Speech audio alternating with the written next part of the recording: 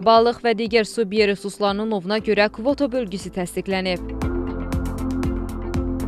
Balıq ovu ilə məşğul olmaq istəyənlər müvafiq sənədlərlə Balıqçılıq və Akvakultura Mərkəzinə və ya bölgələrdəki asan xidmət mərkəzlərinə müraciət edə bilərlər. Sənaye və əmtəə məqsədli ov üçün qiymət balığın növünə görə dəyişir. Bəs balıq bazarında vəziyyət necədir? Tətbiq edilən kvota qiymətlərə təsir edə bilərmi? Balıqların qiyməti bir dənə pareldən başqa hamısı öz yerində qalıb. Bizə parel İranla əlaqədar olaraq parel qalxıb. 12-yə satdığımız indi 14 manatdır.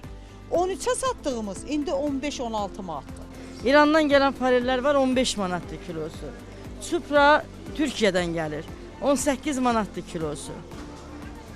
Xəşəmlər 15 manat, 13 manat, 12 manat belə qiymətlərədir. Sonra karplar var 4 manat, 5 manat belə qiymətlərə. Diri balıqlar var.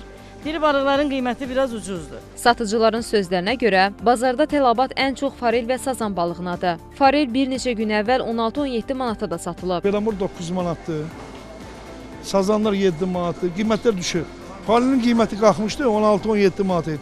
13-ə var, 14-ə var, 15-ə var. Cürəbəzi qiymətlər. Farel 16, 14, 15.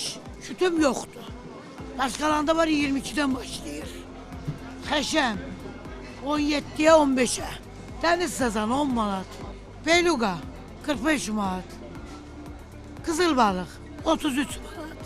Alıcılar isə deyirlər ki, əsasən büdcələrinə uyğun məhsullar seçirlər. Bax, alıram farel. Nə bilim, sazan, Naxçıvan sazan. Ancaq cibimizə uyğun alırıq. Şəkilə baxanda qiymət artımı var.